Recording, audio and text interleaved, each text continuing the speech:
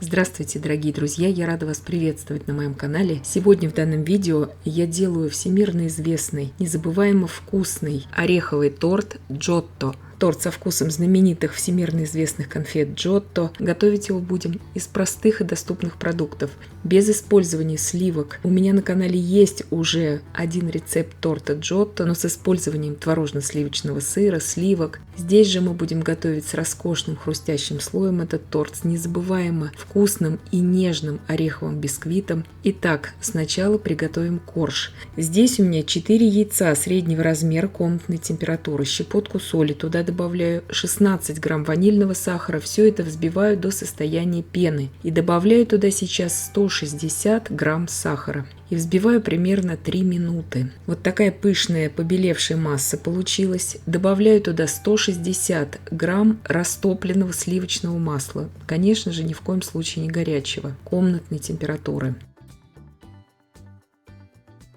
Также добавляю туда 200 мл пахты или же кефира можете брать. Девочки, кто из Германии, бутермильх я добавляю. Все это просто перемешиваю, ничего дальше не взбиваю. 240 грамм муки туда просеиваю. Мука у меня обычная, очень часто спрашивают, какая у меня мука, обычная совершенно. 8 грамм разрыхлителя и 100 грамм молотого фундука. Здесь грубого помола такого фундук. Вы же можете брать любой орех, если у вас нет фундука, но вообще-то конфеты Джотто, они идут, конечно же, с фундуком. Вот такая масса получается. Духовка у меня уже разогрета на 175 градусов Цельсия.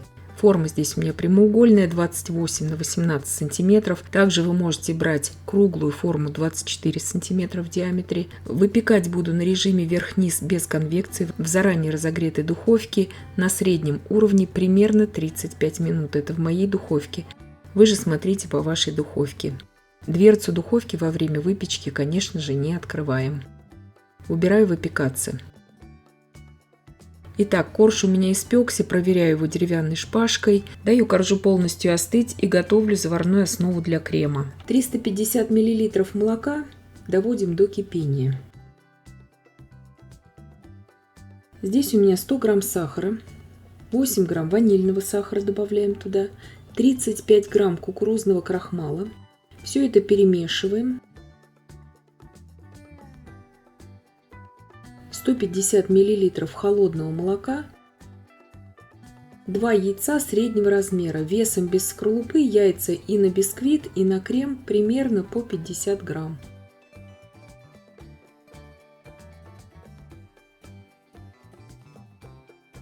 Все это перемешала, иду сейчас на плиту, в горячее молоко очень аккуратно, помешивая в центре ковшика, вливаю всю яичную смесь. Сейчас при непрерывном помешивании в кастрюле с толстым дном довожу эту смесь на умеренном огне до кипения.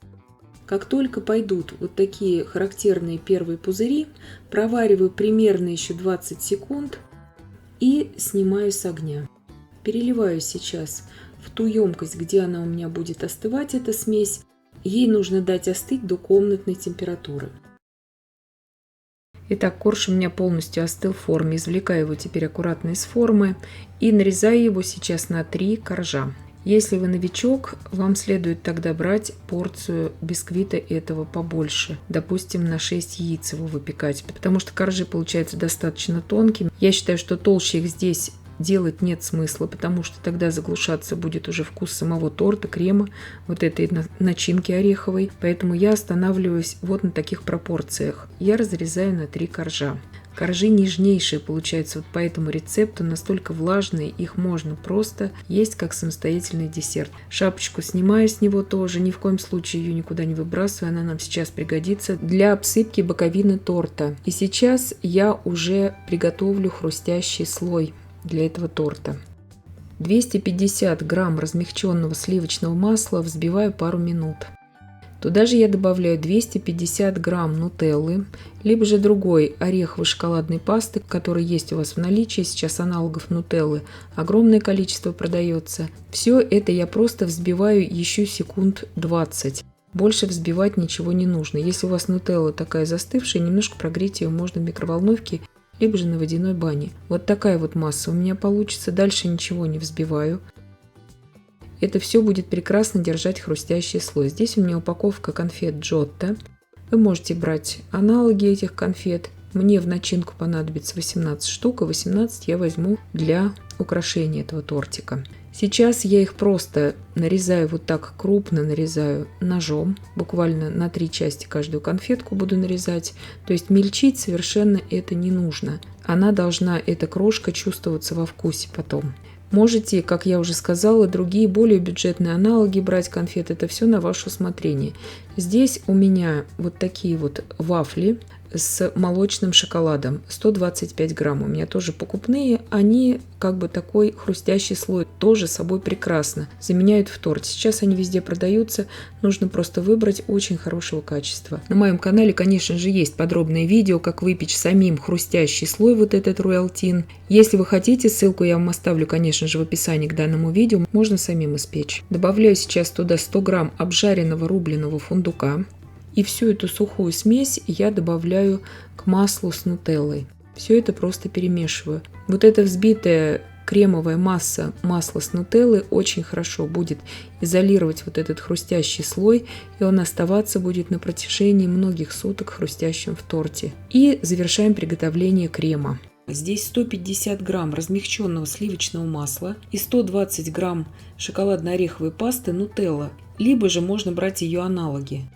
Здесь взбивала примерно 2-3 минуты и по 2-3 столовые ложки добавляю туда остывшую до комнатной температуры, ни в коем случае не холодную, заварную основу. И прорабатываю миксером. По поводу шоколадной пасты сразу хочу сказать. Здесь я показываю самый элементарный вариант с нутеллой. Крем получается просто необыкновенно вкусным. Вы можете брать аналоги этой пасты. Продается множество аналогов без использования пальмового масла. Можно брать с подсолнечным маслом. Можете брать также пралине. Здесь все на ваше усмотрение. Крем взбиваем до той степени, чтобы все комочки от заварной основы, конечно же, разошлись. Но взбиваем недолго, иначе крахмал проваренный разжижится в креме. Взбила крем. Делю его на 3 равные части. 2 части я буду использовать для начинки и 3 часть для украшений. Начинаю уже сборку торта.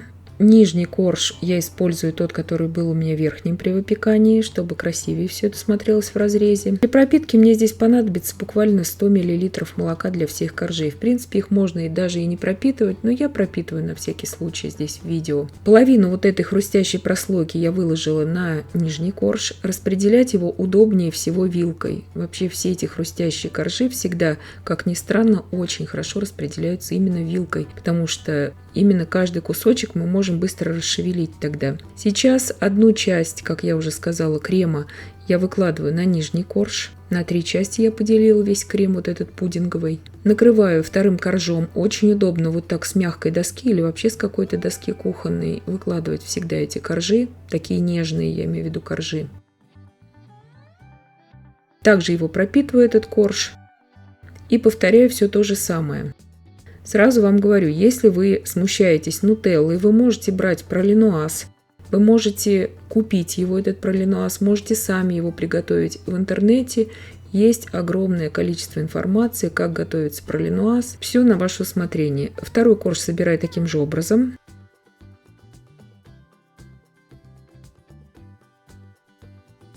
И сейчас накрываю это все 3-м коржом, разравниваю также.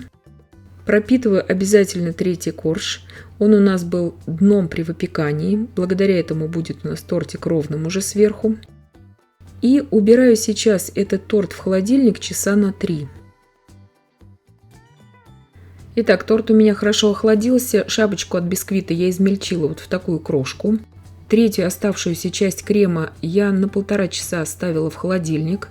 Не дольше, потому что иначе она затвердеет так же, как торт. Но благодаря этому проведению в холодильнике она держала очень хорошую температуру, чтобы крем никак не повредился.